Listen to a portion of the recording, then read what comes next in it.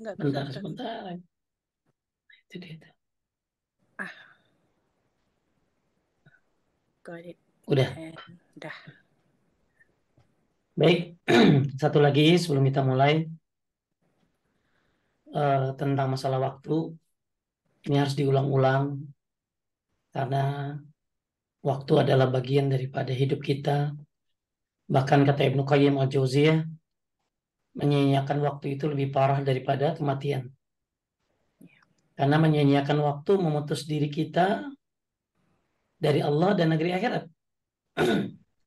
Orang kalau udah buang waktu sampai lupa Allah, lupa akhirat.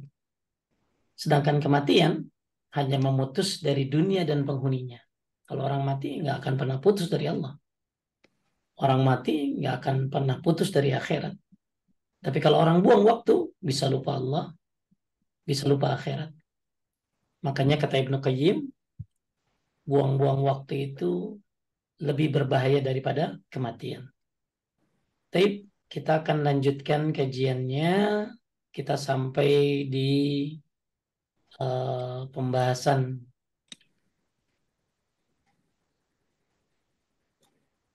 share screen.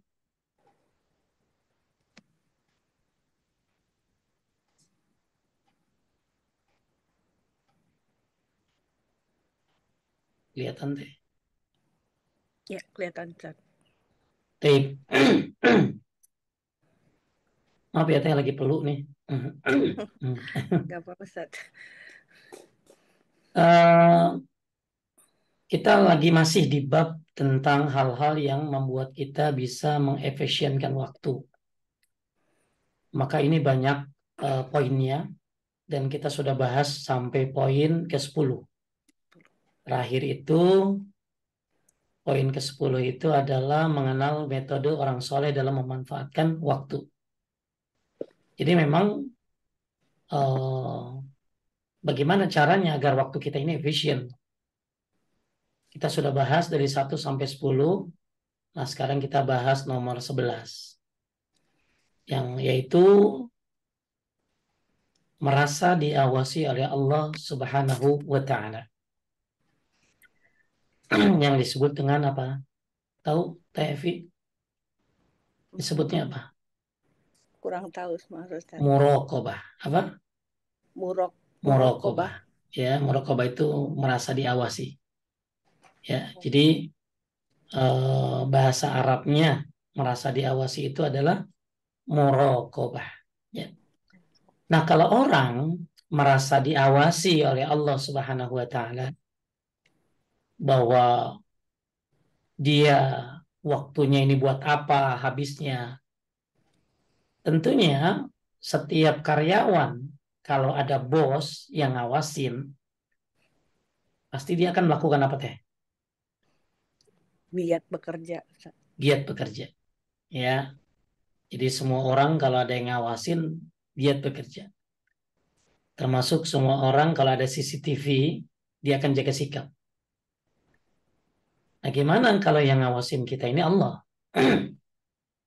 Cuma masalahnya orang merasa diawasi ini tergantung ilmunya. Kalau orang-orang yang belajar tauhid, orang-orang yang paham bagaimana Allah Subhanahu wa taala memantau kita, setiap gerakan kita, bahkan Allah Subhanahu wa taala mengetahui gerakan hati kita, maka orang-orang yang menuntut ilmu khususnya dia akan merasa diawasi oleh Allah Subhanahu wa taala. Kayaknya akan sulit orang merasa diawasi oleh Allah kalau dia nggak punya ilmu. Oleh karena itu semangat belajar ilmu tauhid, semangat terus belajar ilmu agama. Mudah-mudahan Anda sampai pada tahapan ihsan, ya, beribadah dan merasa diawasi oleh Allah Subhanahu wa taala. Kembali lagi, ketika seorang diawasi, merasa diawasi oleh Allah Subhanahu wa taala, maka tentunya dia akan mengefisien waktunya untuk hal-hal yang penting, hal-hal yang menyelamatkan dia di akhirat. Maka Allah Subhanahu wa taala berfirman, wa huwa ma'akum aina ma kuntum. Kelihatan teh? Kelihatan insya Allah, Ustaz. Boleh artinya? Dan dia bersama kamu di mana saja kamu berada. Dan Allah Maha melihat apa yang kamu kerjakan. Taib. Ya, mengenai ayat di atas lanjut ya. Mengenai ayat di atas, Al-Hafiz Ibnu Katsir rahimahullah berkata, maksudnya dia, Allah Azza wa Jal, senantiasa mengawasi kalian dan menyaksikan amal perbuatan kalian, bagaimanapun keadaan kalian dan di mana saja kalian berada, baik di daratan maupun di lautan, siang maupun malam, di rumah ataupun di padang pasir. Semua itu berada di dalam pengetahuan, pengawasan, dan pendengarannya. Dia senantiasa mendengar ucapan kalian, melihat tempat kalian, serta mengetahui rahasia kalian. Taib. Ini kalau orang memahami ayat ini, Masya Allah, bahwa nggak akan ada yang lepas dari pandangan Allah Subhanahu wa Ta'ala. Ya jangankan ada orang udah berubah loh teh begitu sampai Singapura. Maksudnya Ya, Ustaz? ada orang udah berubah begitu sampai Singapura. Ngerti nggak maksudnya? Di Indonesia, ya di Indonesia dia pakai hijab, rapi. Begitu Oh, sampai Singapura dia udah buka hijabnya. oh gitu ya. Iya kan? Iya ya, Iya.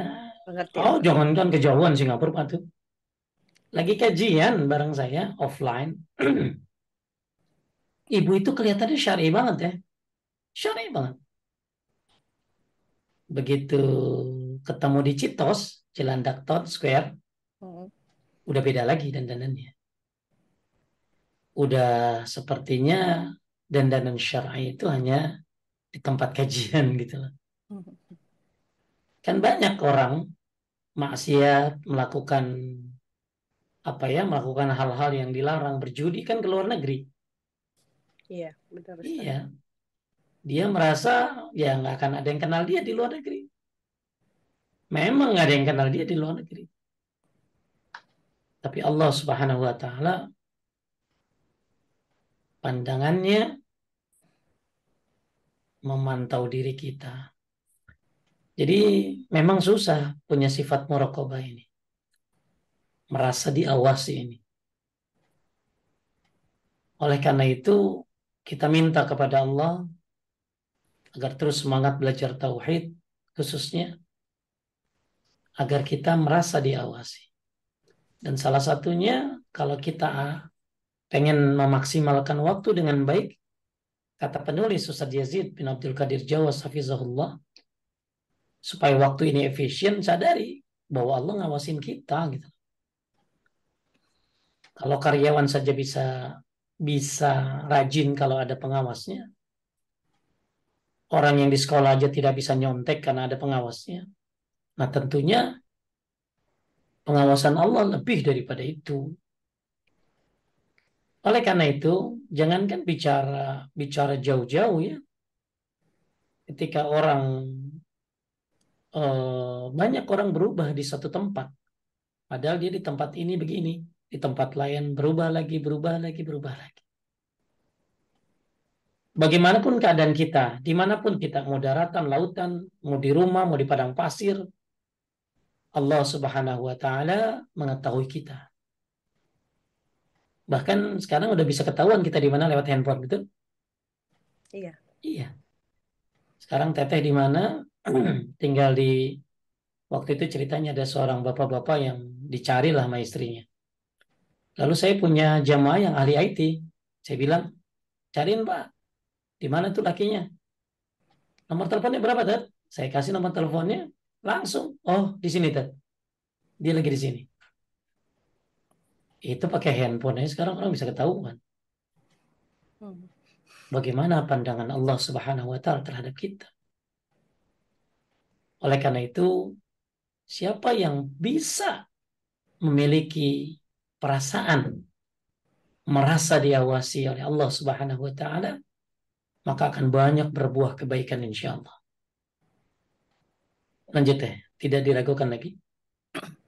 Tidak diragukan lagi bahwa Allah Ta'ala memiliki sifat yang tinggi.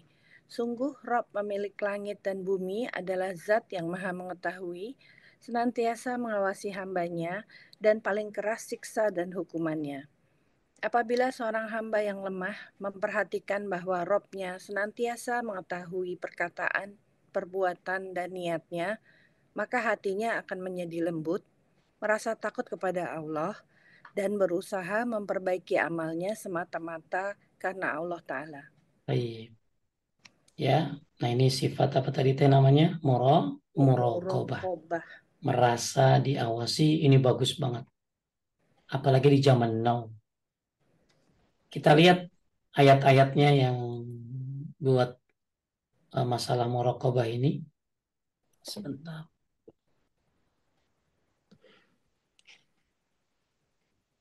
Coba teh, muraqabah itu apa sih? Coba, muraqabah adalah Murokobah adalah keyakinan seorang hamba bahwa Allah maha mengawasi gerak-geriknya, maha mengetahui segala sesuatu tentang dia, baik lahir maupun batin.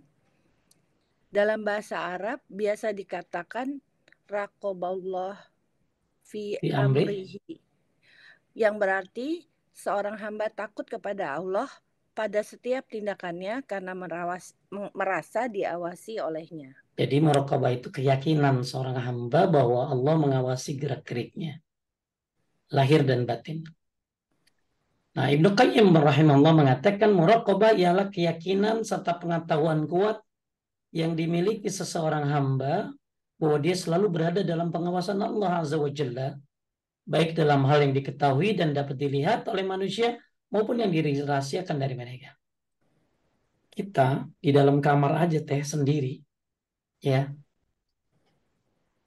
megang handphone, internet unlimited, apa aja bisa dibuka, betul? Betul. Ya, seringkali kalau mungkin ya, ibu masuk kamar anak, sidak aja deh, langsung digelagapan tuh.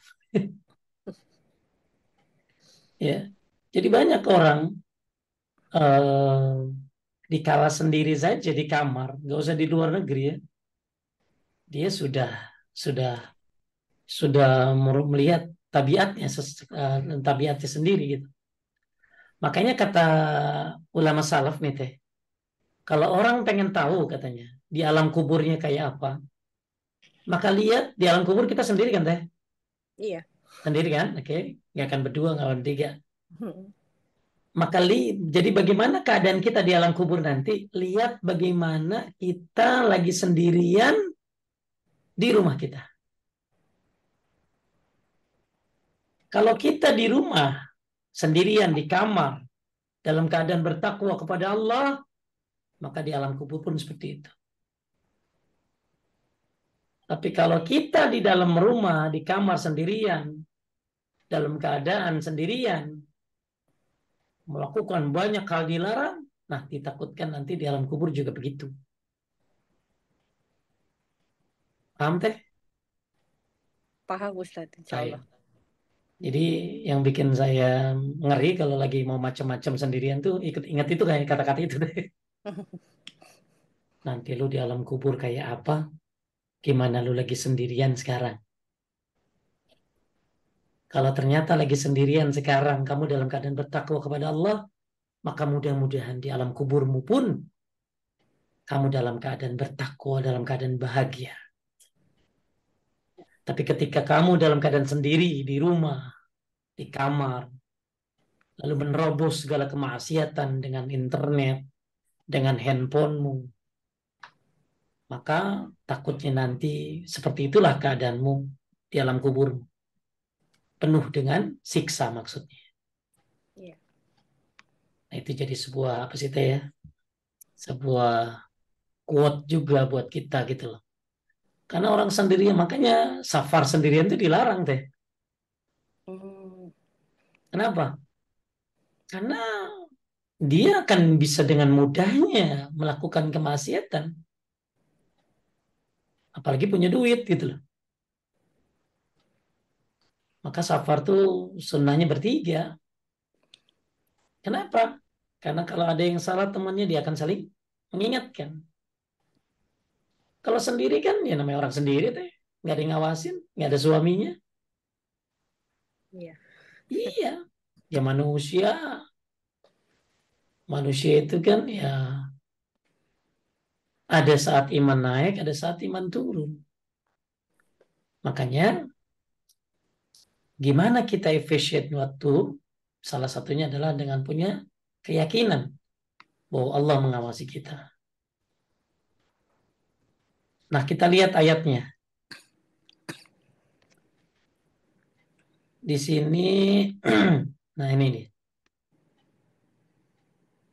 Rasulullah Sallallahu Alaihi Wasallam bersabda, ini hadisnya, "An ta'budallaha ka'annaka tarahu, fa in lam takun tarahu, fa innahu yaraka." Lanjut ya. Ihsan adalah Ihsan adalah kamu beribadah kepada Allah seakan-akan kamu melihatnya. Sekalipun kamu tidak dapat melihatnya, sesungguhnya Dia melihatmu. tuh. Ini konsep ibadah paling bagus ini nih. Ihsan, bukan ikan iman, Islam, terus ihsan. Ihsan. Ihsan ini apa? Kita beribadah seakan-akan melihat Allah. Kalaupun kita tidak dapat melihatnya, sesungguhnya Dia melihat. Teteh belanja ya, tapi belanjanya sama suami. Bisa bebas nggak? Kalau saya sih bisa, Ustaz. Afwan. Karena suami takut kali ya.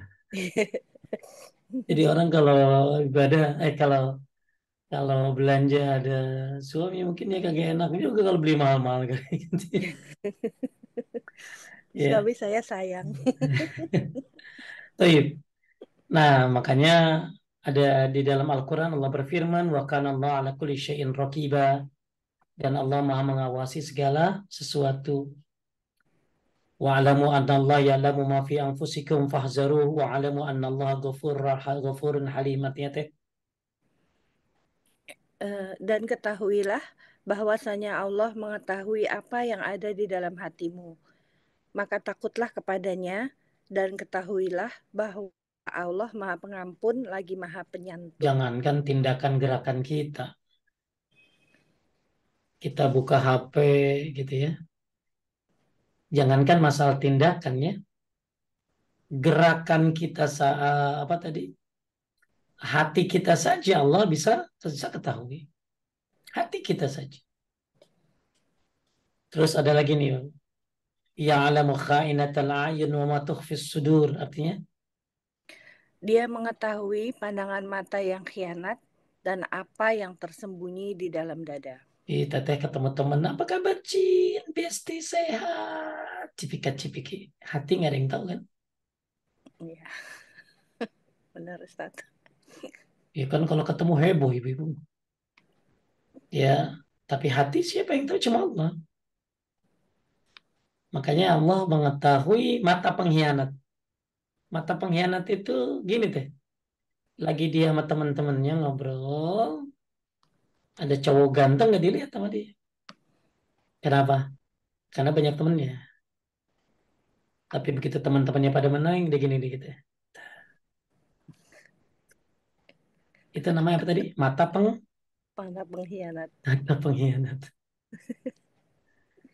Eh, ya kadang-kadang kita suka jadi mata pengkhianat ya.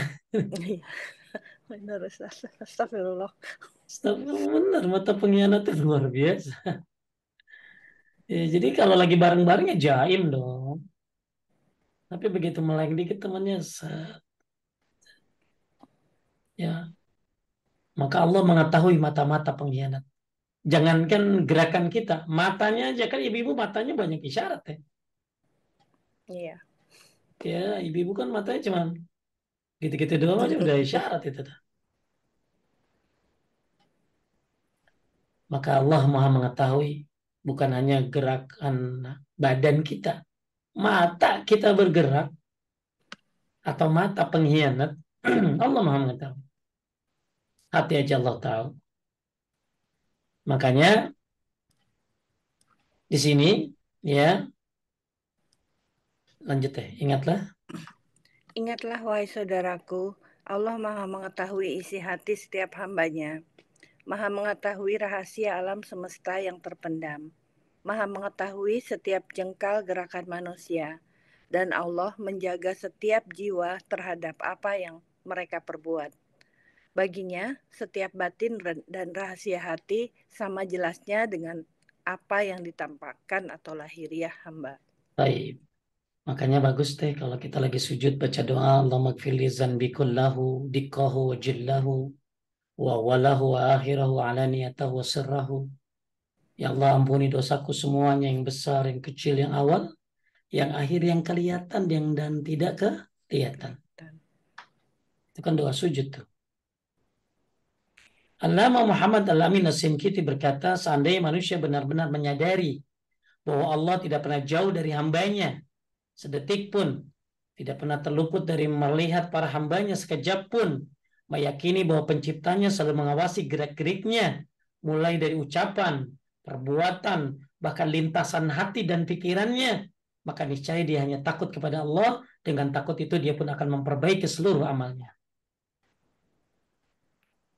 Jadi kalau orang, ini kata-kata bagus ya dari siapa teh? Amin As-Sinkiti. Amin. Ya, ini ulama tafsir ini, pengarang tafsir Adwaul Bayan. Jadi kalau manusia sadar bahwa Allah nggak pernah jauh sedetik pun, tidak pernah terluput dari melihat hambanya sekejap pun, ya nggak pernah luput dari mengawasi gerak-geriknya, dari ucapan, perbuatan, lintasan hati loh teh, bahkan pikiran, maka niscaya manusia akan berakhlak baik semuanya. Manusia akan mempergunakan waktu dengan sebaik-baiknya. Pernah nggak sih kalau kita lagi nonton gitu teh, mikir gitu, Allah ngawasin saya. Ya, ada tuh lintasan gitu. Enggak, Ustadz. Iya, jadi kita tuh lebih takut sama pengawasan CCTV daripada pengawasan Allah. Maka benar-benar ini bagus banget yang disampaikan oleh penulis bahwa ketika orang pengen waktunya efisien, sadari Allah melihat apa yang kamu lakukan. Makanya kata Hasan Al-Basri min alamati a'radillah 'anil 'abdi ayyaj'ala syughlahu fi ma ya'ni. Di antara tanda Allah berpaling dari hamba, manusia banyak melakukan amal yang tidak bermanfaat.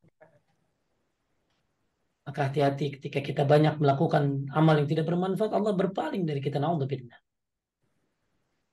Ya, oleh sebab itu, lanjut ya. Ya. Oleh sebab itu, saudaraku seiman, kita wajib menjadikan Allah Azza wa Jalla sebagai satu-satunya pengawas setiap ucapan dan tindakan kita. Waspadalah karena orang yang takut kepada selainnya ketika berbuat suatu amal, berarti dia menjadikan sesuatu yang ditakuti itu sebagai pengawasnya. Seperti itulah ihwal orang-orang munafik dulu. Tuh ya, orang munafik itu memalingkan dada mereka untuk menyembunyikan diri dari dia. Ingatlah di waktu mereka menyelimuti dirinya dengan kain, Allah mengetahui apa yang mereka sembunyikan dan apa yang mereka nyatakan, sungguhnya Allah Maha mengetahui. Orang munafik punya rencana buruk. Allah Maha tahu, walaupun dia pakai selimut, tidur tertutup di rumah atau di basement atau di pintu baja, Allah Maha mengetahuinya. Ya, dan ini sekilas pendorong agar kita sadar bahwa trik sukses untuk supaya kita bisa mengefisien waktu, salah satunya adalah dengan muraqabah, merasa diawasi oleh Allah Subhanahu wa taala. Ya pasti berat, ya, berat. Dibutuh ilmu, butuh kesadaran, butuh rasa takut kepada Allah Subhanahu wa taala. Maka mudah-mudahan kita berproses untuk meraih ini. Ya, muraqabah. Tapi selanjutnya agar kita bisa mengefisienkan waktu setelah berkeyakinan memiliki sifat muraqabah atau apa tadi teh ihsan ya. Ihsan. Ihsan, beribadah seakan-akan melihat Allah. Kalaupun tidak melihatnya, maka Allah yang melihatmu. Yang ke-12, orang supaya waktunya efisien harus menentukan tujuan dalam menggunakan waktu dan juga menargetkan kapan harus diselesaikan. Nah, ini penting nih. Ya, jadi kita harus apa sih? Punya tujuan, punya target atau tujuan. Marketing ada apa goal namanya ya. Ya, luar biasa orang. Sehari harus dapat sekian mobil, sebulan harus dapat sekian mobil. Untuk urusan dunia orang punya target. Ibu-ibu wallpaper ganti setiap tahun, kordeng setiap 5 tahun, mobil kapan teh? Setiap berapa tahun? 5 tahun ganti. Semua punya program, punya tujuan, semua punya target. Nah, dalam kita beramal pun kita harus punya target supaya amal ini, waktu ini efisien. Lanjut ya, menentukan. Menentukan tujuan akan menghemat banyak waktu dan membuat seseorang memiliki petunjuk dalam menjalani kehidupan ini. Sehingga setiap ada sesuatu yang muncul di hadapannya, dia langsung mengetahui hal mana yang dapat mendukung dalam meraih tujuannya dan mana pula perkara yang tidak sejalan Ya, dengannya. maksudnya ya dipilih-pilih juga ya teh ya. Ya, mana pendukung-pendukungnya, mana tidak. Jadi butuh kita akan tujuan supaya hemat waktunya. Jadi kalau semua dikerjain kan, oh ternyata enggak. Kalau semuanya dikerjain ya akan habis waktunya tentunya. Tapi kita lihat ya, adapun Adapun orang yang tidak menentukan tujuan hidupnya dan membiarkan waktunya berlalu, seperti air yang mengalir, umumnya jarang menghasilkan kebaikan besar atau karya yang hebat.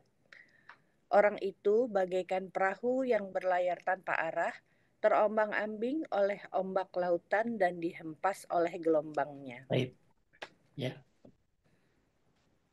ya paham ya teh. Teh orang Insya kerja, Allah, teh orang kerja. saya ibu rumah tangga. Nah, ibu rumah tangga punya tujuan nggak? Ya punya lah Ustadz. Pasti tujuannya ada. Apa? Ya mengelola rumah tangga dengan baik, anak-anak Hmm, baik, suami baik. Masya. Iya kan kalau nggak ada tujuan gitu malas kan. Iya sih. Yang paling bagus ngapain? Jadi ibu rumah tangga. Punya Dari banyak ibu waktu rumah Ustadz. tangga inilah lahir anak-anak yang soleh, yang terdidik. Dari ibunya, ibu kan sekolah anak, madrasah anak. Kenapa jadi ibu rumah tangga? Ibu rumah tangga itu kayak Aisyah, kayak Khadijah, kayak istri-istri Nabi. Ngapain jadi ibu rumah tangga? Ya, supaya suami, anak-anak bisa terurus, terawat dengan baik, sehingga mereka menjadi orang-orang yang baik, soleh. Karena Allah. Nah ini, kalau ibu ibu rumah tangga nggak ada target, aduh, bisa liar teh, bosen, maunya keluar, nggak bisa saya di rumah, karena nggak punya target. Semua hidup harus punya tujuan, harus punya target. Orang penjahat aja punya target kok. Ya, sama orang yang hafal Quran juga sama. Ya, orang yang hafal Quran setahun harus bisa misalnya paling telat 10 juz. Kalau nggak digituin ya dia akan terus di situ aja. Target ini membuat orang semangat. Makanya oleh sebab itu tentukanlah tujuan Anda.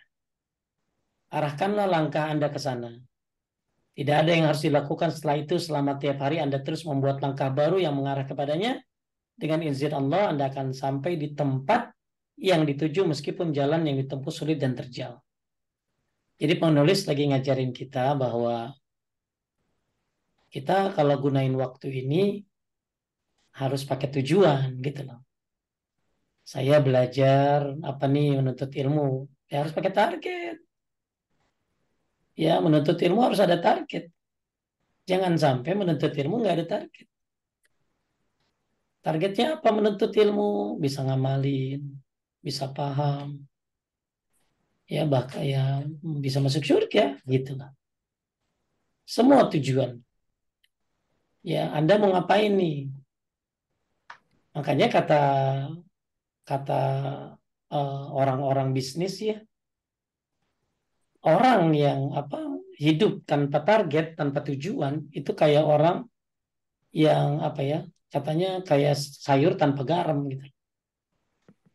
Kemudian yang kedua, orang yang tanpa target seperti orang yang berjalan tak tentu arah.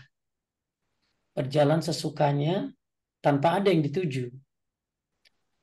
Tiga, orang hidup tanpa target sama seperti orang yang tidak memiliki pegangan. Orang hidup tanpa target, kayak orang nggak punya pegangan. Keempat, target itu memotivasi Anda. Ya, target itu memotivasi. Itu kalau di kerjaan. Sama dalam kehidupan kita, dalam sehari-hari juga. Ya, kita memanfaatkan waktu ini harus pakai target. Targetku ngapain? Melakukan ini. Oh, begini. Itulah. Ke kelima, target itu dengan adanya target maka akan apa? Akan memunculkan action, keinginan untuk bertindak. Karena kita punya target, maka kita akan bertindak gitu. Tapi kalau ngisi waktu nggak ada targetnya, kalau bisa ada target, makanya menuntut ilmu juga harus ada target. Malah dulu ya teh ya, saya dulu kajian tuh ada ini yang teh ada ujiannya. Ya, ada ujian. Misalnya kajian Riyadhus Shalihin itu ada ujian itu. Kajian fikih ada ujiannya. Kajian tauhid ada ujiannya. Kenapa? Karena saya pengen target saya sampai gitu loh. Kan kalau ada ujian akhirnya pada belajar. Nah, sekarang belum belum biasa taklim itu ada ujian itu ya. Ya kalau ada Nggak nggak pada settle. datang kali. Karena prinsip kita tuh sekarang udah ngaji aja udah bagus gitu. Ya Iya, padahal harusnya ditingkatin dong. Masa cuma ngaji doang? Harus ada target. Target Anda nuntut ilmu ini apa? Maka banyak orang ilmu yang udah dipelajarin hilang deh. Kenapa? Karena gak punya target. Coba kalau dibahas dari awal. Emang ada yang keinget deh. insya Allah Ustadz. Amin. Makanya saya senang kalau ada orang yang suka ngeringkas-ringkas tuh. Karena kita kan nggak mungkin ngapal semuanya. Makanya ngeringkas-ringkas tuh bagus banget itu. Ya, target mendekatkan Anda dengan cita-cita tuh. Dengan target seorang akan terdorong membuat rencana. Gara-gara punya target, ya punya rencana. Target membantu dalam memaksimalkan potensi yang dimiliki. Gara-gara punya target, akhirnya memaksimalkan potensi yang dimiliki. Target membantu dalam mengevaluasi tingkat keberhasilan diri. Terakhir, target membuat orang bersemangat dalam menjalani hidup. Sekarang, target kita apa emang teh hidup di dunia ini? Mempersiapkan bekal untuk ke depan Ustadz. Iya, makanya jadi semangat kan? Iya, Target Anda apa? Surga. Semangat. Target Anda apa? Ya, saya ingin bersama Nabi di surga Firdaus. Wih, target Anda apa? Terbebas dari api neraka bersama keluarga. Maka Penting hidup punya target. Nah, ibu-ibu ini jangan pikir kalau target itu hanya milik orang kerjaan. Bukan. Target ini pun ada dalam mengefisienkan waktu kita. Ya, biar waktunya itu nggak terbuang sia-sia. Apa targetnya? Itu, oh, saya targetnya bisa hafal juz 30. Wah, keren. Apa targetnya? Bisa percakapan bahasa Arab sehari-hari. Semua harus memiliki target. Ini poin ke-12. Lanjut, oleh sebab itu. Oleh sebab itu, tentukanlah tujuan Anda dan arahkanlah langkah Anda ke sana. Tidak ada ya tidak ada yang harus dilakukan setelah itu selama tiap hari Anda terus membuat langkah baru yang mengarah kepadanya. Dengan izin Allah, Anda akan sampai di tempat yang dituju meskipun jalan yang ditempuh sulit dan terjal. Baik, asalkan konsisten, insya Allah bisa. Ya, kayak ibu-ibu banyak yang lagi belajar bahasa Arab. Itu butuh target. Ibu-ibu yang belajar tahsin, ngapalin doa-doa. Itu butuh target. Termasuk lanjut. Termasuk dari wasilah yang dapat membantu seseorang dalam menjaga waktu, yaitu ketika akan tidur malam, hendaknya berusaha menuliskan amalan-amalan dan kepentingan serta ketaatan yang akan ia lakukan besok. Jadi gini deh, saya kalau mau belanja gitu ya, kalau ingat sesuatu langsung tulis. Misalnya mau belanja itu dicatat dulu. Targetnya mau ke mana nih? Saya ini mau mau ke S Hardware misalnya. Mau beli A, B, C, D itu kan enak kalau ada targetnya. Kalau nggak sampai sana suka blank kan deh. Iya, betul Ustaz. Saking banyaknya barang gitu. Ini kita beli ya kagak kita butuhin. Itu dalam kehidupan belanja. Apalagi dalam kehidupan beribadah, dalam kehidupan ngurus anak. Maka salah satu cara kalau kita yang membantu seorang dalam menjaga waktu adalah sebelum tidur tuh teh atau nulisin amalan apa yang mau dilakukan besok. Jadi bagus sekarang belum ada sih teh ya buku itu dulu ada bukunya itu kalau waktu kita lagi kecil amalan harian sehari-hari.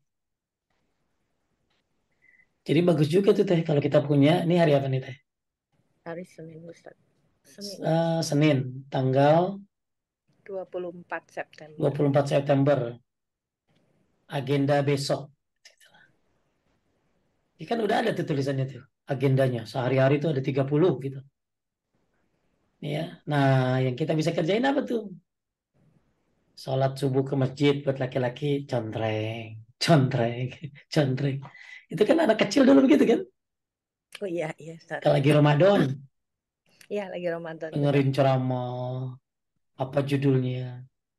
Ternyata kita juga bagus, punya target begitu. Jadi, hendaknya, kata penulis, amalan yang mau kita lakukan besok, ya, kepentingan serta ketaatan yang akan dilakukan besok, ditulis. Ya, ditulis, dicatat.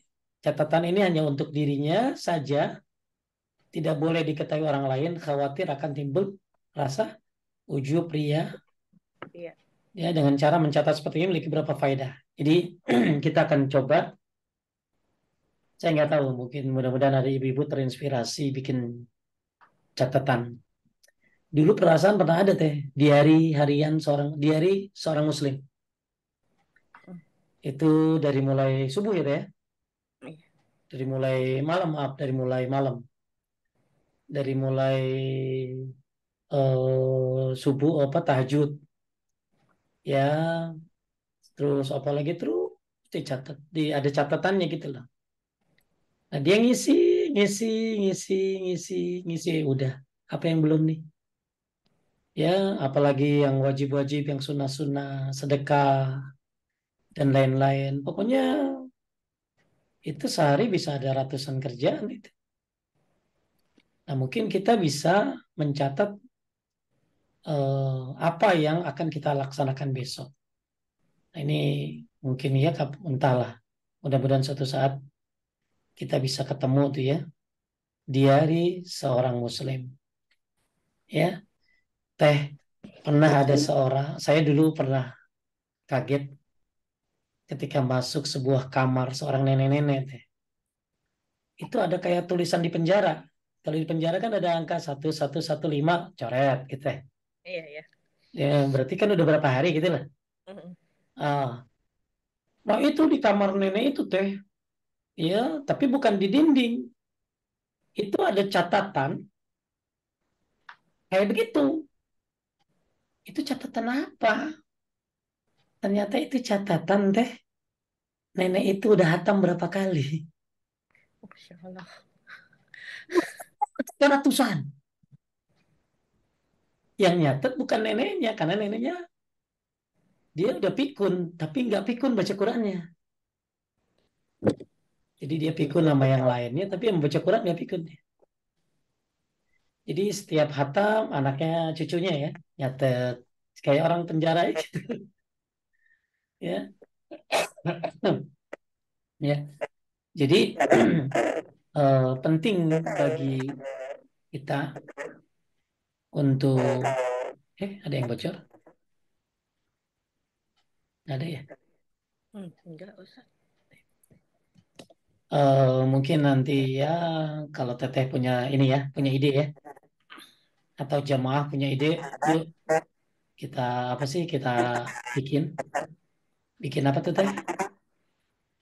Diari. Bikin sebentar. Kok kayak ada yang bocor? Ada yang bocor nggak Teh? Saya nggak dengar apa-apa, Ustaz. Saya dengar sih. Baik. Tes, baik. Oh, tuh, ya apa yang ngomong? Baik, apa dengan mencatat seperti ini beri berapa faedah? Apa tuh? Lanjut deh. A. Mengobati penyakit lupa yang banyak terjadi pada manusia dan menyebabkan mereka meremehkan amalan-amalan yang penting karena mereka melupakannya dan tidak terlintas sedikit pun dalam benaknya. Baik, kita ini tempatnya lupa banget. Ya, tadi saya bilang, saya juga pelupa. Makanya kalau kemana-mana, saya kalau ngomong sama istri, dicatat, jangan lupa. Jangan sok ingat.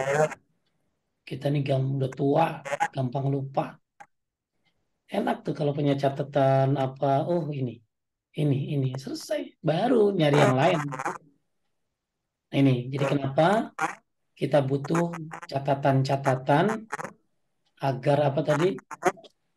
Agar eh, kita bisa kita bisa menjalani hari-hari esok. Lanjut ya. Nomor B. B.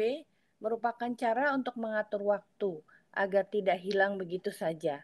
Karena setelah menulis seperti itu, seseorang akan merasa bahwa di dunia ini dia tidak bergerak sembarangan, tapi dia memiliki kewajiban-kewajiban dan kepentingan yang harus dikerjakannya. Baik, jadi Bapak Ibu mungkin yang baru gabung ya.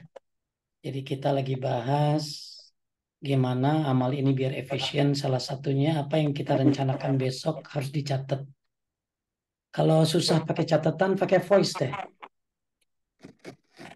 Tahu teh? Pakai voice, pakai suara. Ya, pakai suara besok mau ngapain gitu loh. Tujuannya apa? Ngobatin. Kemudian supaya kita sadar bahwa kita ini hidup punya target. Nggak sembarangan melakukan hal-hal. Maka harus yang kita pentingkan dulu. Yang ketiga, C. C. Dengan melihat ke kertas tersebut yang penuh dengan ketaatan dan amalan-amalan, maka seseorang akan merasa pentingnya dan berharganya waktu. Karena ketika itu ia akan mendapati bahwa kebutuhan dan kepentingan lebih banyak daripada waktu yang ada. Jadi, dengan begitu tumbuhlah semangat yang kuat dalam menjaga waktu sehingga ia tidak menyia-nyiakannya dalam hal yang tidak bermanfaat. Taib, ya. Eh, Kalau dulu di pesantren ada tuh, ya, kegiatan kayak begitu tuh. Kayaknya harus dibikin juga buat ibu-ibu nih. Ya, jangan jadwal teh arisan be yang ada. Sekarang mah udah ada bu notes-notes gitu ya. Notes di aplikasi udah banyak. Nah, salah satunya dengan melihat saya dulu punya jamaah, dia seorang KPK lah gitu teh. Itu katanya kata istrinya kalau dia mau keluar dari rumah teh, dia lihat kertas catatan dulu. Dan kertas catatan tuh sebenarnya itu aja tiap hari teh. Isinya 10 prinsip hidup. Nggak boleh terima suap, nggak boleh ketemu sama orang-orang yang bermasalah dalam arti kata kan kadang-kadang orang yang diurusin bermasalah itu cuma pengen ketemu berdua, bukan yang pengen nyogok kali ya. A, B, C, D, dia punya 10 tuh. Itu dibaca kapan teh? Sebelum dia berangkat kerja. Apa tujuannya? Ya, menguatkan diri. Sama, kita pun dalam hidup ini harus punya target-target tuh. Nah, target-target itu ditulis dalam notes, di handphone. Hari ini mau ngapain? Oh, hari ini ada rapat di TK AD. Oh, hari ini. Oh, jangan lupa hari ini ada tahsin. Hari ini dicatat. Nah, itu tentunya harus ada orang yang kreatif yang memudahkan kita ya. Mudah-mudahan ada aplikasinya ya. Tapi nggak tahu apakah ada aplikasinya zaman sekarang. Tapi yang setahu saya yang gampang itu bukan aplikasi, buku bagusnya. Buku, catatan-catatan amalan kita, apa yang mau dilakukan besok. Bisa hal sesuatu yang memang itu aja dari kemarin. Kita tinggal contreng-contreng doang. Nah, atau juga ditambahin di bawahnya. Apa yang memang ada tambahan yang harus dilakukan. Bisa bikin, Bu Risa atau Teh Vina? Kalau bikin laku tuh Teh. Yang jualin dah. Ustadz. Nah, lanjut. Aman deh. D. Menulis perencanaan seperti ini akan membantu seseorang untuk melaksanakan kepentingan dan amalan-amalan yang berkaitan dalam satu waktu dan satu kesempatan. Ini membuat waktu seseorang menjadi berharga. Baik. Jadi kan Teteh misalnya pas Isya ya. Pas Isya mau tidur. Habis Isya mau tidur. Lihat catatan yang tadi. Alhamdulillah. Banyak sudah yang sudah saya kerjakan hari tadi. Ya, Masya Allah itu merasa waktu ini benar-benar berharga. Kita juga Alhamdulillah bisa ngerjain. Baik, inilah poin yang 12.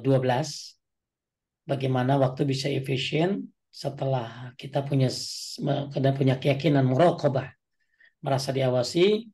Maka poin ke-12 adalah kita menentukan tujuan dalam menggunakan waktu dan menargetkan kapan harus diselesaikan. Kita bagus punya target dalam menjalani hari-hari sehari-hari ini. Ya, bagus kita tulis ngapain aja. Nah, ini tujuannya adalah karena kita takutnya lupa apa yang mau kita targetin jadi lupa kalau nggak dicatat. Kemudian ini cara salah satu ngatur waktu begini supaya kita nggak sembarangan dalam melaksanakan waktu, mengisi waktu sehari-hari. Kemudian waktu ini jadi bermanfaat ya karena isinya amalan-amalan dan akan rasa terbantu dan membuat waktu ini menjadi berharga karena punya target-target tadi. Taib yang ke-13, lanjut 13. Mengetahui pelajaran dan pekerjaan mana yang harus dimulai. Setelah dapat memulai sesuatu, seseorang harus terus melangkah. Karena suatu pelajaran dan pekerjaan sesulit apapun akan menjadi mudah jika dilakukan dengan ketekunan yang tiada henti. Sebab ketekunan Anda dalam menguatkan tekad dan terus melangkah akan memberikan Anda kekuatan dan kemampuan untuk mengendalikan kecenderungan Anda terdahulu. Bahkan tanpa Anda sadari, pribadi yang mampu menguasai diri itu pun terpatri dalam jiwa. Dalam Anda menuntut ilmu, Anda harus mulai dari pelajaran yang paling penting, yaitu tentang akidah. Anda pelajari dengan tekun, yakini, dan amalkan. Kalau ada kesulitan, terus saja dikaji dan bertanya kepada guru atau ustadz yang faham tentang akidah. Maka Anda akan berhasil menguasai ilmu tersebut. Demikian juga pekerjaan. Anda mulai dari yang paling penting dan kerjakan teliti dan harus menghemat waktu Anda karena masih ada kewajiban lain yang wajib Anda kerjakan. Baik, hidup ini kan ada yang penting, ada yang penting, ada yang paling penting. Kalau kita ada yang wajib, ada yang sunnah, maka kita kerjakan dulu yang wajib, ya, baru yang sunnah. Jangan sampai kita sibuk di yang sunnah, akhirnya ninggalin yang wajib. Bahkan kalau kita ninggalin yang wajib gara-gara sunnah, maka kita tertipu. Tapi kalau kita ninggalin sunnah gara-gara yang wajib, maka kita dimaafkan. Ya misalnya kita akhirnya nggak qobliyah zuhur gara-gara ya karena udah qomat di masjid. Ya sudah, Anda ikutin. Jangan lagi azan, lagi sholat duhur, Anda malah qobliyah, jangan. Habis sholat duhur baru ba'diyah. Ternyata nggak bisa. Kenapa? Karena orang tua manggil. Suami minta dijemput. Atau anak sakit minta dijemput di sekolah. Ya Anda yang wajib saja kerjakan, Anda langsung berangkat. Anda dimaafkan tidak melaksanakan sunnah. Kenapa? Karena ya satu Anda sudah terbiasa, insya Allah tetap dapat pahalanya. Dua, Anda memilih yang paling penting dulu. Kalau ternyata bisa, yang penting udah beres, baru yang penting lainnya. Ya, nah sama dalam kehidupan kita sehari-hari pun sama. Bagi bapak ibu yang pengen memperdalam ilmu agama, saya baru hijrah Pak Ustadz. Apa ilmu yang pertama kali saya harus pelajari? Yang bagus Anda pelajari pertama kali, bagi orang yang baru hijrah, pengen memperdalam ilmu agama, akidah. Ya, maka ada buku, ya, Akidah Ahlussunnah wal Jamaah misalnya, karya Ustadz Yazid bin Abdul Qadir Jawas, bagus tuh untuk dibaca. Akidah itu apa aja sih? Ilmu-ilmu usuluddin, ilmu-ilmu dasar agama. Ya, dari mulai tentang rukun iman, rukun Islam, termasuk ihsan, termasuk surga neraka, dan lain sebagainya itu. Oke, termasuk tauhid. Tauhid itu masuk ke dalam mana tadi? Akidah.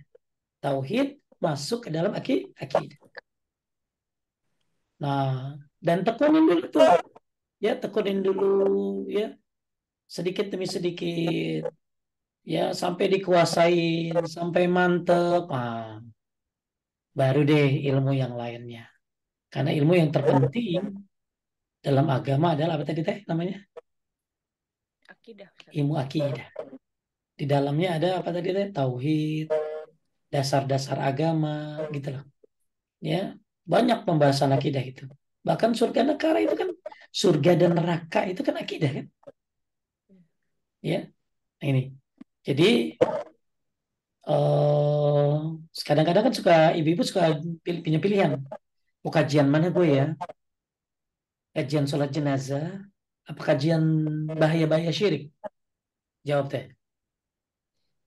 Bahaya-bahaya syirik, Ustaz. Kenapa? Akidah, Ustaz. Karena itu akidah. Kajian sholat khusyuk, apa kajian pentingnya memahami kalimat La ilaha illallah. Mana deh? Yang penting memahami kalimat la ilaha Tapi illallah. kenyataannya enggak. Eh, saya punya, Ustaz. Kenyataannya orang banyak milih apa? Sholat khusyuk. Ya bagus sholat khusyuk juga. Tapi ada yang lebih penting. Akidah. Karena ibu mau banyak sholat kayak apa kalau rajin pergi ke dukun, menyekutukan Allah, bisa hilang amalan kita. Ya, Teh lagi teh. ya. Teteh milih mana? ada pengajian bagaimana membentuk keluarga yang sakinah, mawaddah, warahmah dengan pentingnya ittiba kepada Nabi Muhammad SAW. Afwan Ustadz, itiba tuh apa? Itu Masya Allah. Ya, tapi yang ramai yang mana? Yang ramai pasti kajian membentuk keluarga Yang membentuk keluarga. sakinah, mawaddah, warahmah. Jadi banyak orang-orang kita lebih memilih yang penting daripada yang lebih penting. Ya syukur-syukur bisa dipelajari dua-duanya ya. Ya, tapi harus ada yang lebih dominan. Misalnya belajar sholat 25%. Nah, belajar akidahnya 75%. Ya, ini tentunya satu hal yang apa ya? Yang harus kita pahami, kita ketahui bagaimana efisien waktu itu ternyata dengan cara mempelajari yang paling penting daripada yang penting. Baik. Udah habis ya waktunya? Belum? Ada yang nanya? Sebentar, saya lihat chat. Oh, di chat nggak ada yang nanya Ustadz, tapi Nggak saya ada. punya pertanyaan. Baik. Boleh Ustadz? Silakan, silakan. Oh ya. Oke, ditanyakan. Ustadz, yang Ustadz tadi bilang kita kalau sendiri di kamar itu sama dengan kira-kira lah alam kubur kita begitu sendiri. Kalau kita masih 50-50 gitu gimana Ustadz? Intinya kan gini. Juga ini. Saya itu tadi bahas tentang bagaimana pendapat kalau nggak salah itu dari Ibnu Rajab ya. Ibnu Rajab Al-Hambali tentang orang di alam kubur itu ya bagaimana nanti dia di mana tadi teh? Di ketika sendiriannya gitu loh. Maka menurut saya ini sih jadi sebuah bukan sebuah apa sih ini jadi sebuah semangat aja sih motivasi. Oh, Kalau misalnya lagi sendirian hati-hati itu aja sih teh. oh ya, ya. Iya, karena saya juga kalau lagi sendirian pasti setan yang godanya luar biasa. Ya, Iya, iya. makanya kalau kita mau tidur tuh ya bagus ya. Handphone apa itu ya jangan dibuka lah ya. Karena itu bikin susah tidur pertama. Yang kedua juga buat pikiran kita jadi kemana-mana kan. Gitu. Makanya eh, tidak sedikit di waktu sendiri itu orang gini. Kalau tadi yang disebut mata apa tadi teh? Mata khianat. Mata pengkhianat. Ya dia bisa melakukan apa saja ketika nggak ada orang. Makanya kita disuruh bertakwa kepada Allah dalam keadaan diam-diam, dalam keadaan sendiri, dan dalam keadaan terang-terangan. Jadi kalau saya anggap perkataan dari ulama salaf tadi bahwa keadaan di alam kuburmu seperti bagaimana keadaan sendirianmu di rumah, itu sebagai motivasi agar kita hati-hati kalau lagi sendirian. Ya, Ya. lanjut ya. Oke. Yang kedua Ustadz, jika punya suami yang zalim dan suka KDRT, apakah istri ini harus tetap taat Ustadz? Kalau dia KDN, jadi gini, suami istri ini punya punya pilihan ya. Satu pilihannya sabar, pilihannya sabar. Yang kedua, boleh nggak dia punya hak untuk menceraikan suaminya teh? Atau istilahnya huluk namanya. Boleh? Eh, Kurang tahu Ustadz saya. Boleh, nggak apa-apa. Oh boleh. Hulu itu minta cerai dengan Oh, alasan syariat. oh ya. Ya, jadi gini. Gini dulu deh, yang gampang dulu deh. Suami apa nggak kerja karena mungkin sakit. Teteh kan satu, ya sabar, gitu ya. Sabar. Yang kedua ya dukung dia untuk mencari pekerjaan lain gitu. Nah itu masalah yang gampang kalau suami nggak kerja gitu. Tapi sekarang kalau ada suami yang KDRT, maka si istri bisa satu, dia bisa saja sabar, silakan. Hmm. Ya dia sabar dengan gangguan-gangguan dari suaminya. Ya masalah taat ya. Pertanyaan saya gini, itu dulu diselesaikan. Jadi dia punya pilihan untuk sabar, insya Allah pahalanya tanpa batas. Atau dia, saya nggak bisa sabar Pak Ustadz. Saya manusia biasa, saya takut malah nanti mengotori hati saya. Maka dia punya hak untuk apa tadi itu namanya hulu. Hulu ya. Hulu itu kalau laki yang mencerai namanya talak gitu ya. Oh, Kalau perempuan yang mencerai namanya apa tadi? Hulu. hulu, hulu. Ya, dia bisa lapor ke pengadilan, kemudian nanti pengadilan yang ngurus, gitulah. Pengadilan akan manggil suaminya. Nah, sekarang pertanyaannya, kalau suami KDRT, dia berhak taat nggak? Ketaatannya itu kan dalam masalah kebaikan. Misalnya ya, suaminya KDRT, tapi suami bilang, lu kagak sholat lu, sholat sono. Taat nggak teh? Iya, ngerti. Taat lah. Suaminya suka mukul, tapi dia bilang, kalau sama orang tua harus sopan. Kalau sama orang tua berbakti, kan nggak salah. Hmm. Jadi ketaatan. Jadi gini, jangan mikir, sekarang ada lagi suami yang kedua teh. Suaminya baik teh, tapi nyuruh gini, udah, lu nggak usah sholat. Ikutin? Ya enggak lah Ustaz. Ya enggak kan? Jadi ketaatan sama suami itu bukan dilihat dari dia apa tadi, KDRT atau tidak? KDRT atau tidak. Oh. Ketaatan sama suami itu dilihat dari apa yang dia perintahkan. Yang ketaatan sama suami itu selama dalam kebaikan, dalam perkara yang ma'ruf, dalam perkara misalnya suami nyuruh ibu puasa, lu jangan bilang begini, ngapain gua taat sama lu, lu aja KDRT gua, nggak ada hubungan itu mah. Iya. Hah. Ketaatan sama suami tidak tergantung karena suaminya baik, tidak tergantung pada suaminya KDRT, tapi ketaatan sama suami dalam hal perintahnya yang baik. Walaupun dia zolim misalnya, Iya.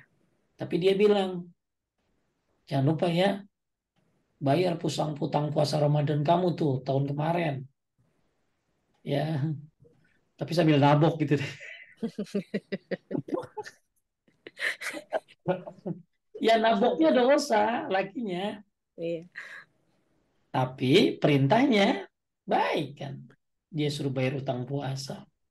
Itulah. Iya. Jadi tetap taat sama suami walaupun dia KDRT dalam perkara yang baik, dalam perkara yang ma'ruf. Tapi kalau dalam perkara yang maksiat nggak boleh. Itu. Iya. Lanjut. Lanjut. Ini dari chat Ustaz.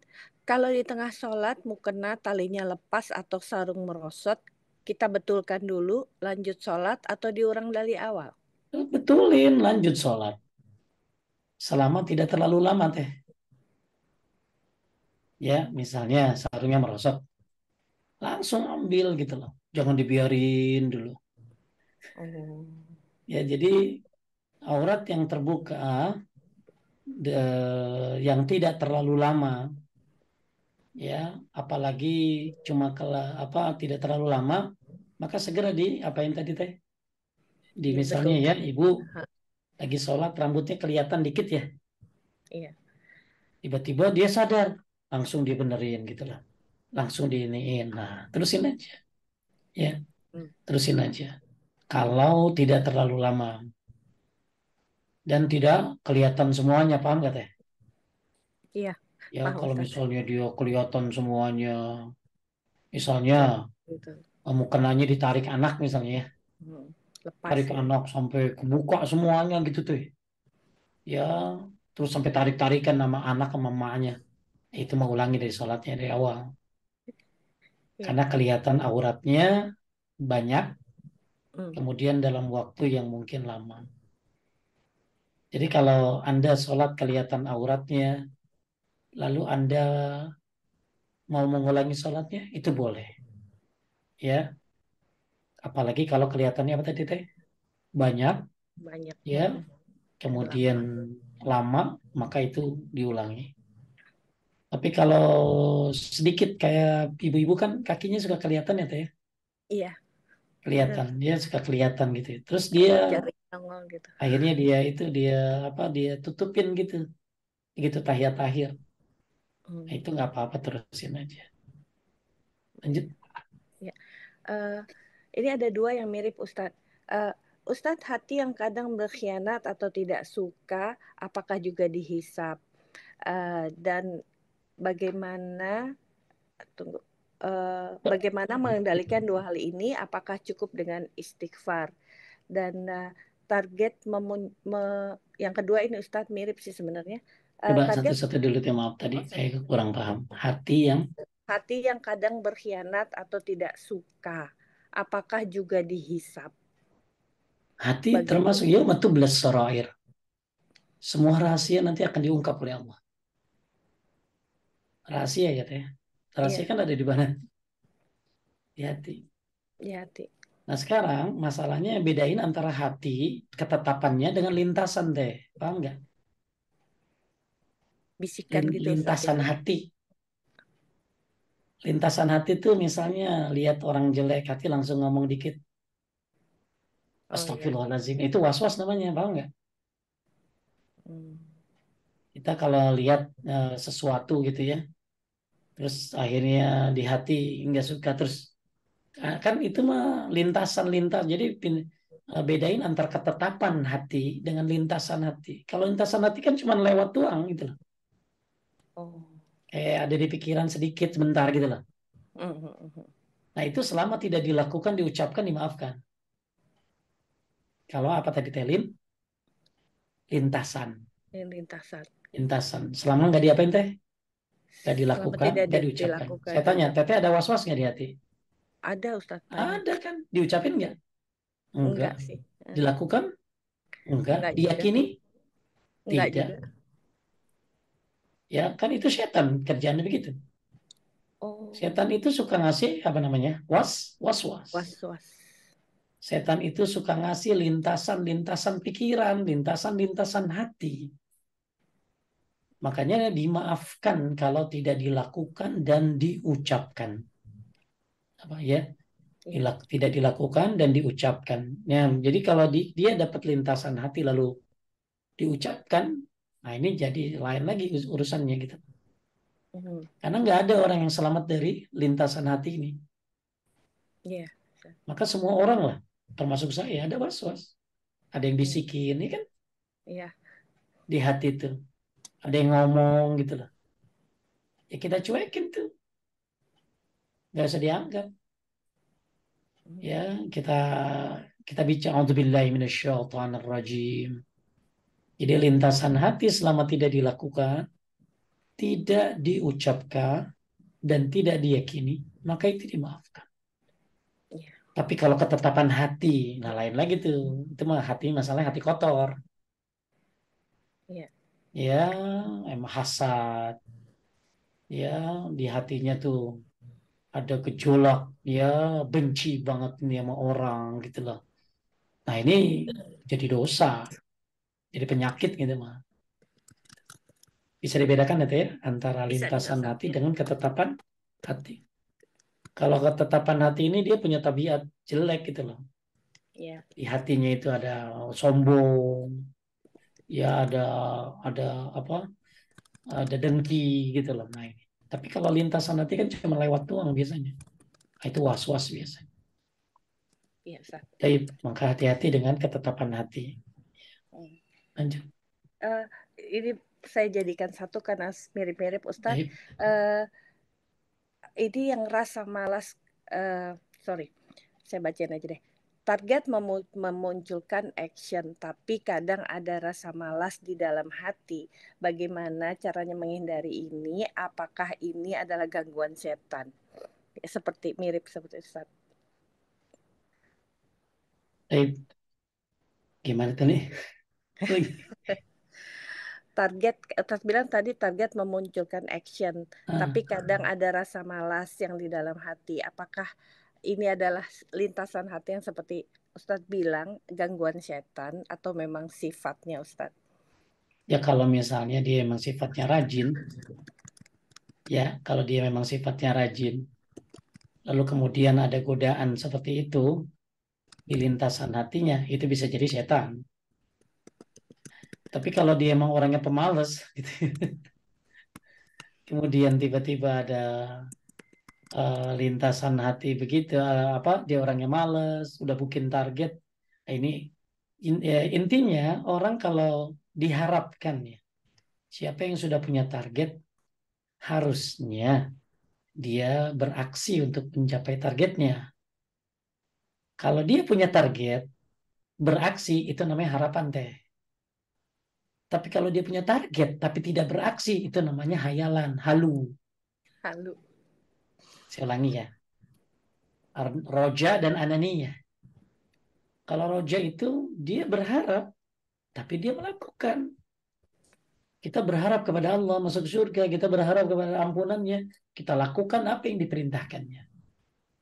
Itu namanya roja, harapan yang disertai dengan tindakan. Tapi ketika seseorang berharap sesuatu, tapi dia nggak action, hanya cuma ngayal doang, nah itu namanya anania, halu namanya. Nah, Anda nih yang mana gitu loh. Anda nih orang yang semangat, tiba-tiba kita udah semangat banget nih. Biasa ngamalin hal sholat duha biasanya. Tiba-tiba udah kita niatin nggak dapet. Nah, nggak ngerjainnya ini karena apa? Kalau karena uzur syar'i, kita pengen duha, tapi tiba-tiba ibu harus diurusin, suami harus dianterin, anak juga harus dijemput. Habislah waktu sholat duha. Maka Anda dimaafkan. Dan kalau Anda udah biasa ngerjain duha, Anda dapat pahalanya walaupun Anda nggak ngerjain. Karena ada ujur syar'i. Tapi ketika kita punya waktu, kemudian kita males deh kayaknya dia. Ya. Nah, ini bisa jadi didorong oleh setan ya yang menyuruh kita untuk males. Yang kedua, bisa jadi karena hubud dunia yang berlebihan. Ya, Itu dua, itu aja deh, setan atau hubud dunia. kemudian ya, Ya, mengerti, paham insya Allah. lanjut. Lanjut. Ini dari chat lagi Ustadz. Maksud tadi. Assalamualaikum Ustadz, lebih afdol mana istighfar atau dengan solawat? Tergantung baju yang ibu pakai. Eh, Maksudnya apa? Maksudnya kalau kita punya baju, ini bajunya ini kotor atau bersih. Kalau baju kotor, lebih butuh apa teh?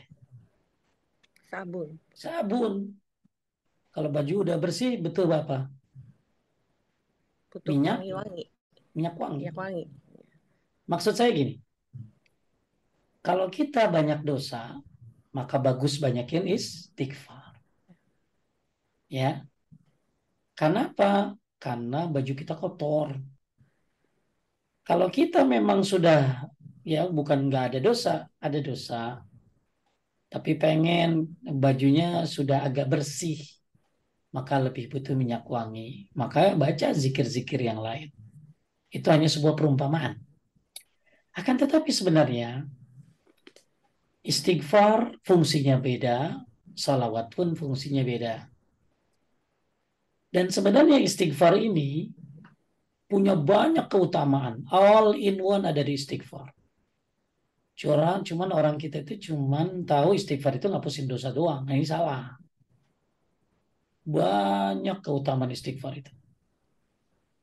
Sampai-sampai dimudahkan rezekinya, diberikan kekuatan, ya, kemudian juga dibuatkan kebun di surga oleh Allah, dibanyakin anak, ya.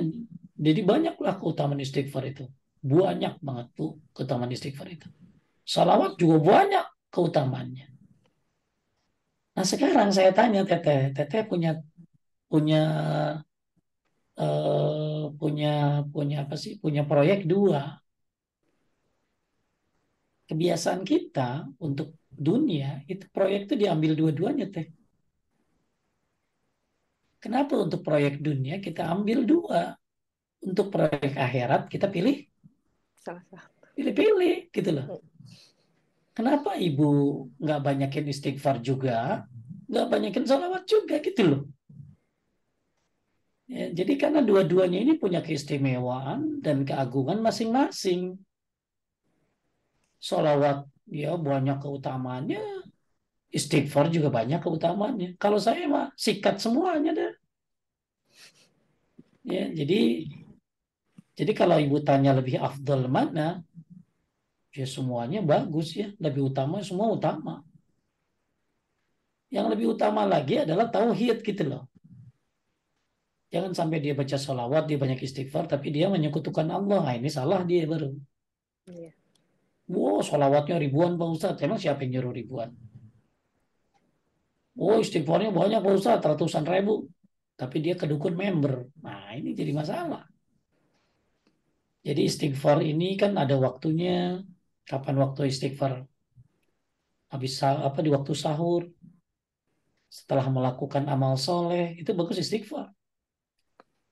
Ya, kemudian istighfar juga bukan hanya habis bikin dosa, setelah melakukan amal soleh, kita habis ngaji nanti baca apa teh? Doa Kifaratul, kafar majelis. itu majelis kan. Nah, Apa tujuannya? Menyempurnakan. Bahkan kita yang habis haji dari Arafah menuju Muzdalifah, banyak istighfar. Jadi istighfar ini ada fungsi-fungsinya, sholawat juga ada fungsi-fungsinya. Jadi kalau saya, apa yang bisa kita lakukan, bagi waktunya. Kapan waktu istighfar, kapan waktu salawat, kapan baca subhanallah walhamdulillah wala ilaha illallah wallahu akbar. Kapan baca pagi sore, kapan baca Al-Quran. Nah, ini. Cuma bisa jadi istighfar lebih ditekankan teh. Kalau memang waktunya bagus istighfar. Contoh, orang di waktu sahur lebih bagus istighfar daripada sholawat. ya. Orang habis sholat, teteh assalamualaikum warahmatullahi assalamualaikum warahmatullahi baca apa? Astagfirullah, Istighfar. astagfirullah, astagfirullah, Astagfirullah. mantas salam. Wa minkas salam, tabarak ta'izzal jalil. Bukan sholawat. Ya, apalagi ketika kita selesai dari ta'lim, baca kifaratul majlis, itu kan istighfar. Jadi, ada waktu-waktu yang memang lebih utama istighfar. Tapi juga ada waktu-waktu yang lebih utama salawat. Contoh doa, ya bagus kan mulai dengan hamdalah baru salawat. Salawat. Ya. Kemudian apalagi di hari Jumat, bagus banyakin apa? Salawat. Salawat. Habis baca azan, La ilaha illallah. La ilaha illallah wahdahu la syarika lah wa asyhadu anna Muhammadan abduhu wa rasuluhu raditu billahi rabban bi Muhammadin rasul bi Islam dina baru baca salat. Allahumma shalli wa sallim ala nabiyyina Muhammad. Itu bagus baca salawat di situ. Masuk masjid. Bismillah wassalatu wassalamu ala Rasulillah. Allah maftah li abwaab rahmatik. Jangan masuk masjid Astaghfirullahalazim alladzi la ilaha illa huwa. Salah. Keluar dari masjid Bismillah Allahumma salli ala Muhammad. Allahumma inni as'aluka min fadlik. Ya, jadi ada waktu-waktu yang memang bagus istighfar daripada sholawat. Ada yang waktu-waktu bagus sholawat daripada istighfar. Kalau kita tahiyat akhir, ya kita kan habis baca tahiyatul mubarakatus sholawatu thayyibat terus. Kan habis baca itu asyhadu an la ilaha illallah Allahumma sholli ala Muhammad wa ali Muhammad kama itu rukun. Gak boleh diganti. Allahumma anta rabbi la ilaha illa anta khalaqtani wa ana abduka, gak boleh. Jadi dua-duanya punya tempat-tempat yang istimewa kapan dibaca dan waktu-waktu yang istimewa kapan dibaca. Maka pergunakan sesuai dengan tempat dan waktunya. Coba teteh, bagusan mana? Habis azan baca Quran, lagi azan teh, baca Quran, apa dengerin azan? Dengerin azan, Ustaz. Dengerin azan. Islam tuh begitu, ada waktunya, ada tempatnya, mana yang utama. Sama dengan istighfar dan sholawat. Ya, itu. Mudah-mudahan paham ya. Insya Allah. Insya Allah. Lanjut. Eh, Assalamualaikum Ustaz, maaf. Kalau istri memberikan uang kepada ibunya, haruskah izin pada suaminya dulu? Uangnya dari tabungan istri sendiri. Gak usah. Jazakallah. Duit dia. Ya. Jadi ibu yang punya duit, kalau mau ngasih apa, ngasih uang buat ibunya, bapaknya, nggak usah izin suami. Kan duit ibu. Ya, duit ibu. Itu nggak usah izin suami. Yang izin itu kalau uang siapa teh? Uang suami Ustaz. Uang suami. Selama itu membuat dia rugi kalau ngasih. Ngerti deh? Iya. Misalnya ngasih bapak sama ibu 200 juta gitu loh. Kan nanti kan suami jadi marah ini tuh duit suami. Ya bagusnya ngasihnya ya, suami saya mah kalau ngasih buat ayah ibu sebulan 5 juta, wah seneng banget dia gitu lah. Tapi tiba-tiba ngasih 500 juta, nah ini nggak boleh. Jadi duit suami, izin suami, ada yang menandakan izin suami kalau memang apa tadi teh? Besar. Merugi besar. Ya, kalau kecil ya ngasih ibu 100 ribu aja telepon suami. Yang lagi rapat ya, aku izin ya ngasih mama 100 ribu. Itu bisa dimarahin sama lakinya gitu loh. Apalagi dikenal lakinya punya kebaikan, punya dermawanan. Taib, lanjut. Ya. Eh, ini agak di luar tema. Bolehkah sholat jamak kosor, sholat zuhur asar karena sekolah dan bukan safar? Ini dari teman saya yang tinggal di sini, Ustaz.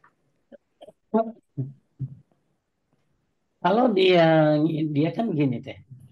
Yang saya tahu dari kitab Sahih Fikih Sunnah, kalau orang sudah sampai, misalnya ada orang belajar di mana di Hong Kong ya, misalnya Ya. ya, Heeh. sampai di Hong Kong, kemudian dia stay di situ, sekolah di situ bertahun-tahun, maka itu sholatnya seperti biasa teh.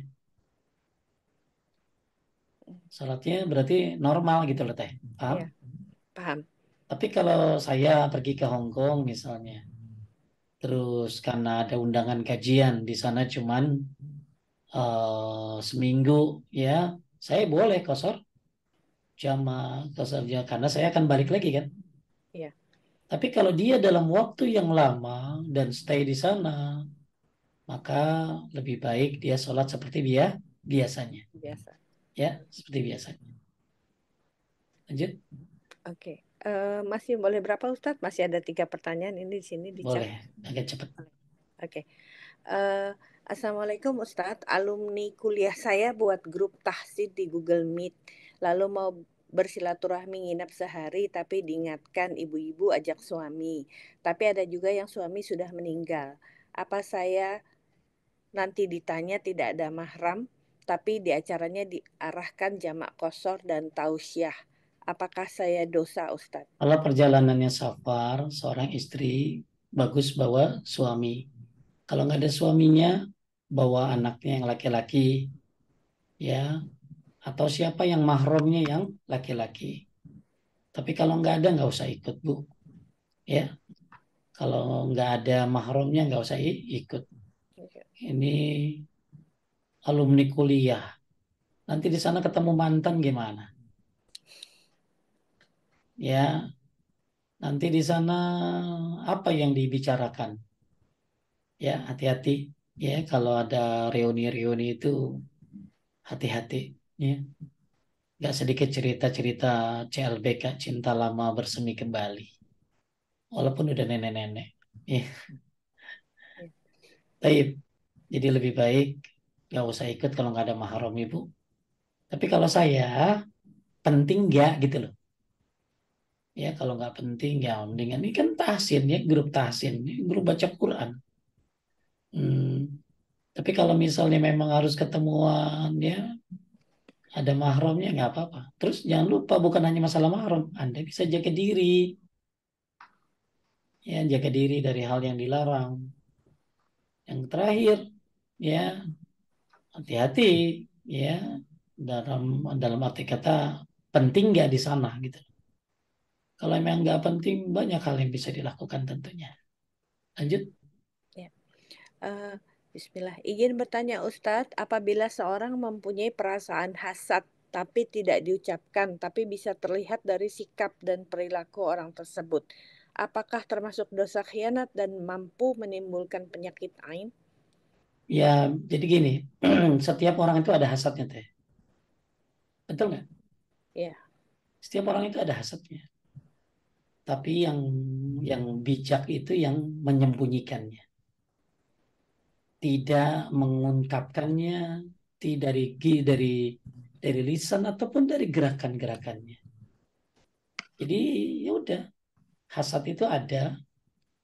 Bahkan setiap kita gembira ada saja orang yang hasad. Maka orang yang kalau orang yang bijak ketika dia ada hasad dia nggak akan diungkapin. Ya bahkan setelah itu dia akan beristighfar. Ya. Tapi kan kalau ini ada terlihat dari sikap, perlakuan. Nah ini kan kelihatan kayak gini mah. Nah maka sikap-sikap seperti ini dia dia bisa kelihatan dari tingkah lakunya. Jadi hasad ini bisa jadi cirinya tuh sebenarnya ada tiga teh ciri orang hasad teh. Satu, dia itu suka ngomongin kalau yang dihasadi nggak ada. Dua, suka muji kalau yang dihasadinya ada. Ketiga, seneng kalau yang dihasadi itu celaka. Itu tandanya. Hmm. Ya, tanda orang hasad tuh itu. Ya, jadi kalau kalau misalnya ada gerakan-gerakannya dan lain sebagainya kelihatan dari perilakunya, ya, wallahu alam, kan ibu juga nggak bisa tahu apa benar dia hasad gitu lah. Ya, Hmm. ya, kita juga nggak boleh suuzon karena dia kalau nggak menampakkan ya jangan. Tapi kalau kelihatan dari sikap dan perilaku orang tersebut, apakah itu termasuk dosa khianat dan mampu menimbulkan penyakit ain? Ya ain bisa dari situ bisa. Ya, yang penting kalau orang ngainin kita, kitanya punya kekuatan. Kitanya rajin zikir pagi sore, rajin zikir habis sholat, maka insya Allah ain-ain itu akan kembali kepada yang mengaini. Tapi tetap juga jaga sikap, jangan pamer-pamer, agar kita tidak diaini oleh orang. Ya. Itu saja. Lanjut. Ini yang terakhir Terakhir. Ustadz. Bismillah, izin bertanya Ustadz, adakah bacaan doa khusus setelah sholat duha, tahajud atau witir selain beristighfar yang utama? Kalau setelah duha, Rabbik fili wa tub alayya innaka antat tawwabur rahim, 100 kali. Kalau lagi tahajud, ya kalau habis witir, Subhanal Malikil Kudus, Subhanal Malikil Kudus, Subhanal Malikil Kudus, Rabbul Malaikati Warruh. Kalau habis tahajud, nggak ada doanya tahajud ya lagi sujud aja. Sebelum salam, doanya bebas ya. Jadi kalau habis duha, itu ada doa khusus. Rabbik fili wa tub alayya innaka antat tawwabur rahim, 100 kali.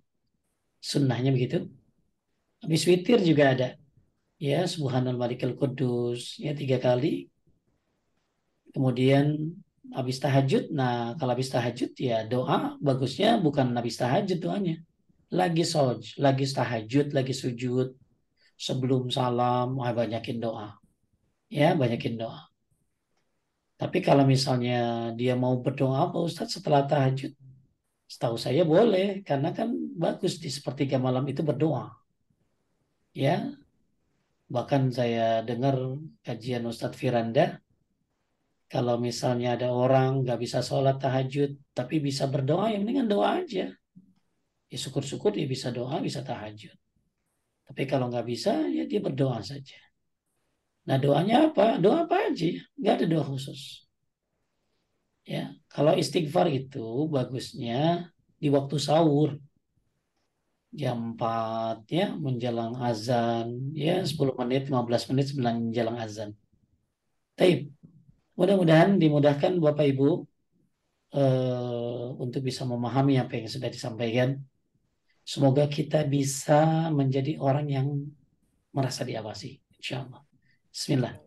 Kemudian kita bisa mampu memfokuskan kepada apa yang kita kerjakan. Fokus, target, apa yang kita kerjakan, mana yang lebih penting, mana yang penting. Kemudian juga harus tahu mana pekerjaan yang harus dimulai. Ya. Kemudian apa tadi deh? Catat. Catat. Catat apa yang bisa kita mau lakukan. Harus punya target. Besok mau ngapain, besok mau ngapain, besok mau ngapain. Nah, kalau bisa ada memang kerjaan yang sudah harian. Ya. Ya, tapi kalau ada note tambahan apa yang mau dilakukan, silakan tambahkan di situ. Semoga dimudahkan kita bisa memaksimalkan waktu ini sebaik-baiknya. Ingat, sebagaimana tadi saya sampaikan, menyia-nyiakan waktu ini lebih berbahaya daripada kematian. Kemudian. Ya, orang kalau apa tadi, kalau orang mati, ya, jadi orang kata Ibnu Qayyim menyia-nyiakan waktu ini lebih berbahaya daripada menyia-nyiakan daripada kematian. Bahkan kata Ibnu Qayyim al-Jauziyah, wa kullu afatin tadkhulu 'alal 'abdi fasababuha diya'ul waqti wa fasadul qalbi. Semua bencana, kata beliau, yang menimpa seorang hamba, sebabnya adalah karena menyia-nyiakan waktu dan rusaknya hati. Semua bencana yang menimpa seorang hamba, maka sebabnya adalah karena menyia-nyiakan waktu dan rusaknya hati. Semoga kita bisa dimudahkan untuk memperbaiki waktu kita dan memaksimalkan waktu kita insya Allah. Kita tutup dengan doa kifaratul majlis. Subhanaka Allahumma wa bihamdika asyhadu an la ilaha illa anta astaghfiruka wa atubu ilaik. Terima kasih kajian overseas mengaji. Terima kasih Teh Vina, Teh Risa dan semua yang ada dalam kajian ini dan ibu-ibu semuanya. Barakallahu fikum. Wassalamualaikum warahmatullahi wabarakatuh. Waalaikumsalam warahmatullahi wabarakatuh. Alhamdulillah, jazakallah khair atas penjelasan dan kajian hari ini. Semoga kita bisa memetik manfaat, merenungkan, dan istiqomah dalam mengamalkannya. Semoga Ustadz tetap diberikan kesehatan dan kemampuan dari Allah Subhanahu wa Ta'ala untuk tetap berdakwah. Jazakumullah khair, barakallahu fiik atas partisipasi jamaah sekalian, baik melalui Zoom atau YouTube. Mohon maaf atas segala kekurangan dan mohon maaf atas pertanyaan yang belum sempat dibacakan karena keterbatasan waktu. Insya Allah kita berjumpa lagi pada kajian yang akan datang. Terima kasih pada semua pihak yang telah membantu terlaksananya kajian pada hari ini. Taqabbalallahu minna wa minkum. Dan saya selaku host dari Majelis Taklim Overseas Mengaji, izin mengundurkan diri. Assalamualaikum warahmatullahi wabarakatuh. Assalamualaikum. Nuhun Ustadz, sampai Sami-sami. bertemu insya Allah.